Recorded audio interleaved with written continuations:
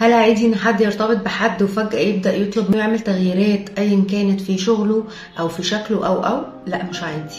التغييرات اللي احنا بنطلبها من بعض بتبقى الحاجات البسيطة، لكن انا ما ينفعش ارتبط بواحدة مليانة فجأة اقول لها عايزك قبل ما نتجوز تخسي، او انا كسيدة اطلب من الراجل ان هو يغير شغله عشاني قبل ما نتجوز. اللي بيحصل ان دي تصرفات غير مقبولة، ولكن عندنا في المجتمع ساعات بيفتكروها بتعدي، يقول لك عادي. بيحصل ان احنا ده بيبقى نابع بسبب حاجتين: يا اما بعض الاشخاص بيبقى عندهم ثقتهم بنفسهم قليله جدا جدا، بمعنى ان مثلا بتلاقي شخص عايز واحده تعمل ترانسفورميشن في جسمها، ان هو بيبقى محتاج يوصل لنفسه وللي حواليه مسج ان بصوا انا مع واحده حلوه، او ممكن انتوا تكونوا مش مقتنعين بيا بس بصوا انا معايا واحده شكلها عامل ازاي، فده معناه اكيد ان انا جامد.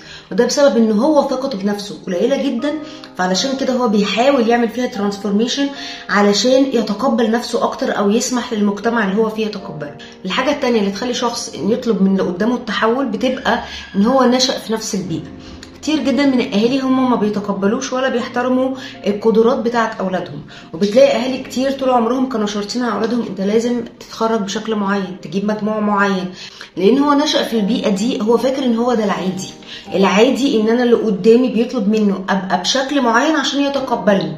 ايه المشكله لما انا ابقى مرتبط بشخص وابدا اطلب منه يعمل لي حاجات ويغيرها في نفسه، حاجات بالنسبه له غير مريحه، ولما اتكلم اقول له انت لو بتحبني اصلا هتعمل كده عشاني.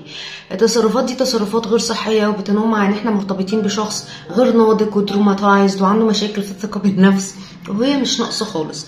اللي انا بس حبيت اقوله لكم ان انتي او انت لو الشخص اللي انتم مرتبطين بيه بعد ما ارتبطتوا بدا يطلب منكم تغييرات كده غير مفهومه في حياتكم، التغييرات دي غير مريحه بالنسبه لكم، انتوا مش دوركم ان انتوا تعملوهم. دي حاجه ملهاش علاقه بالحب، دي ليها علاقه بالمشاكل اللي هو عنده او عندها اللي هم محتاجين يشتغلوا عليها. اللي من الاول كانت عايزه واحد بيشتغل في وظيفه معينه او بمستوى مادي معين، كانت من الاول ارتبطت بيه. ما تروحش ترتبط بشخص بظروف معينه وتقعد تضغطه عشان هي عايزاه يحقق لها الاحلام اللي في دماغها.